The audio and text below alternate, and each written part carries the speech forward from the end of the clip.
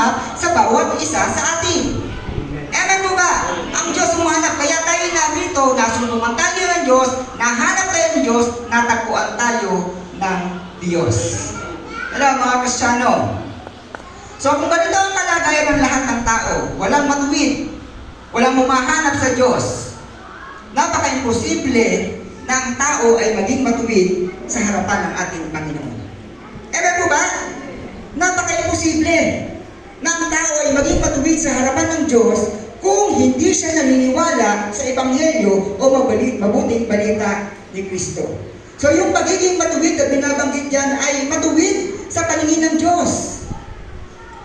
Iba yung matuwid sa paningin ng tao, magkaiba yun. Yung matuwid na binabanggit ng Biblia ay matuwid ayon sa paningin, ito yung perfection ng Diyos. Dahil wala namang perfecto sa tao. Si Kristo lamang ang perfect. Ano po ba?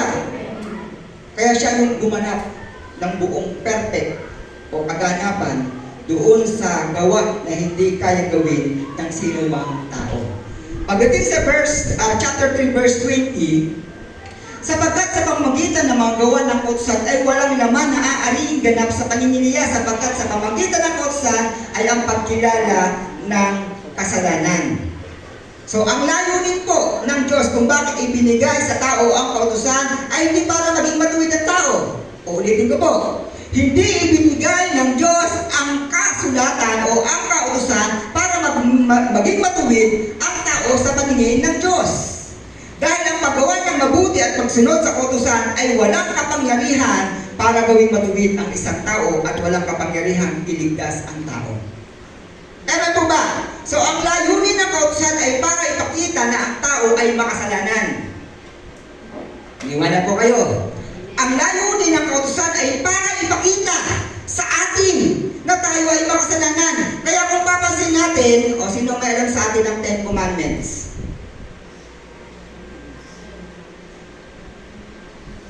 So kung mapapansin natin, doon sa 10 Commandments, thou shall not lagi yung beginning ng praise.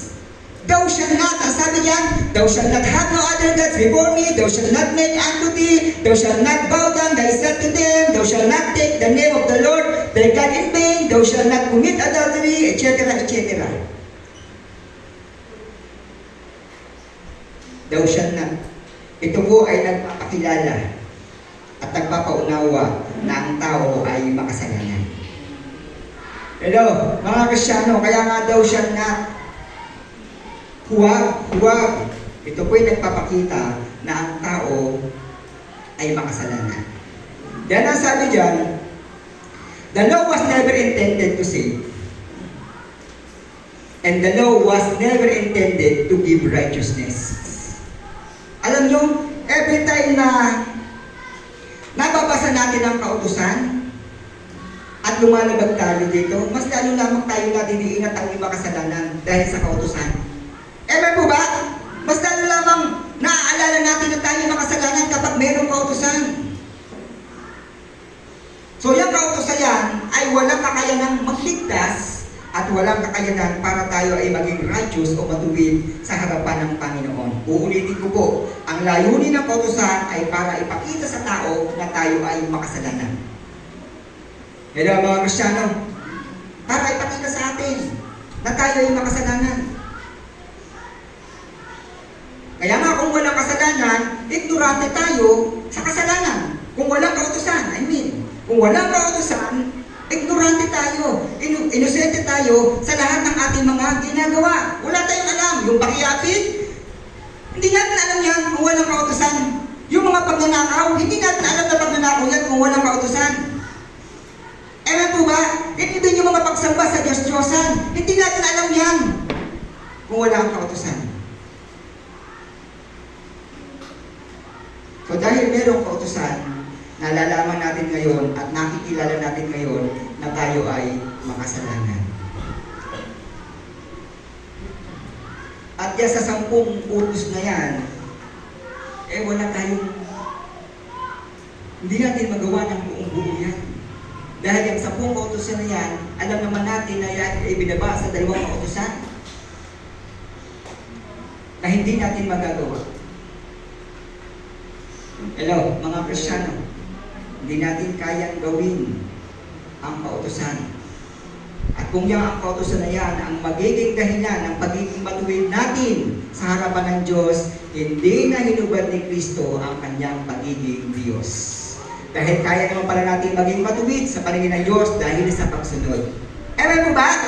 Hindi na kinakailangan hubarin ng Diyos o ni Kristo ang kanyang pagiging Diyos dahil ang taong pala ay possible na maligtas dahil sa ating pagsunod. Pwede naman pala. O bakit iniwan pa ni Kristo ang kanyang banal na trono, maringan na trono, pwede naman pala maligtas ang tao sa pamamagitan ng kautusan, pagsunod sa kautusan. Ewan mo ba?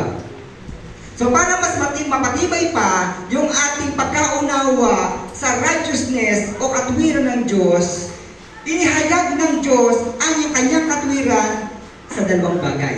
Actually, 4. Pero dalawa lang puntos ang ating pong aaralin. So doon sa chapter 3 verses 21 to 31, sinabi diyan kung paano at kanino inihayag ng Diyos ang katwiran niya.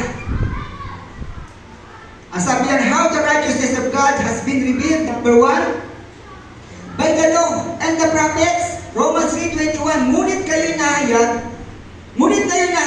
ang pagpapawalang sala ng Diyos sa mga tao. Ito'y hindi sa pamamagitan ng batas, bagamat ito'y pinatotohanan ng kautusan at ng mga propeta. So sa Old Testament pa lamang ay sinabi na ng kautusan at ng mga propeta na ang pagiging matuwid sa paningin ng Diyos ay sa pamamagitan lamang ng pananampalataya.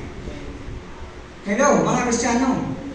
Sa pamamagitan pa lamang ng kautusan at ng mga propeta ay inihayag na kung paano mararanasan ng tao ang pagiging matuwid sa paningin ng Panginoon. So si Abraham, kilala niyo po si Abraham? So si Abraham, nung siya tinawag ng Diyos, papunta sa Ur, sumunod siya. At ilang taon siya ay may promise ang Diyos sa kanya na yung kanyang magkakaroon siya ng binhi at magkakaroon siya ng tagapagmana. Bagamat wala siyang anak, siya ay nanampalataya na yung kanyang magiging tagapagmana ay mula sa kanyang sariling binhi. At darami ang kanyang mga anak at inabo dahil yun ang sinabi ng Diyos. Kaya nga sabi doon sa Genesis 15:6, at sumampalataya siya sa Panginoon at ito'y ibinilang na katwiran sa kanya. Kaya po ba? Dahil sa pananampalataya ni Abraham ay ibinilang siyang matuwid ng Diyos. Alam nyo, nauna na dyan, sumunod na dyan si Abraham. Pinuntahan niya yung isang lugar na stranger siya. Pero hindi yun ang naging dahilan ng pagiging matuwid ni Abraham sa paningin ng Diyos, kundi ang naging dahilan ng pagiging matuwid ni Abraham sa paningin ng Diyos ay ang kanyang pananampalataya. Ewan mo ba? Ang kanyang pananampalataya. Then, ganoon din sa Habakuk, chapter 2:4, narito ang kanyang kaluluwa ay nagpalalo. Hindi dapat sa kanyang, ngunit ang ganap ay mabubuhay sa pamagitan ng kanyang pananampalataya. See, doon pa lamang sa Old Testament, inihayag niya ng Diyos kung paano mararanasan ng tao ang kanyang katuwiran. Hello, mga Kristiyano. Sa Old Testament pa lamang, maging malinaw sa atin na hindi dahil ikaw ay obedient sa Diyos, ituturing kang matuwid ng Diyos. No, dahil sa pananampalataya lamang sa Kanya. Hello, mga Kristiyano. Hindi dahil sa pagsunod. Dahil sa pananampalataya sa Kanya. So, ang sabi diyan, righteousness apart from law, Romans 3:22-23, sapagkat sa makatuwid bagay ang katuwiran ng Diyos sa pamagitan ng pananampalataya kay Jesucristo sa lahat ng mga nagsisisampalataya sapagkat walang pagkakaiba, sapagkat ang lahat ay nagkasala nga at hindi nakakaabot sa kaluwalhatian ng Diyos. So ang katuwiran hiwalay sa kautusan ay hindi nakasalalay sa ating kalikasan o sa ating pagkatao.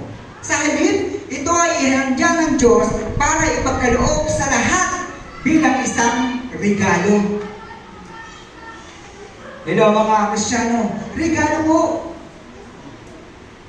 At mararanasan o makakamit lamang ng tao ang regalong ito kung tatanggapin natin ang katotohanan na hindi sa sariling mga gawa at kaparaanan makakamit ang katwiran ng Diyos, kundi ang paniwalaan na ang katwiran ay sa pamagitan lamang ng biyaya ng pananampalataya.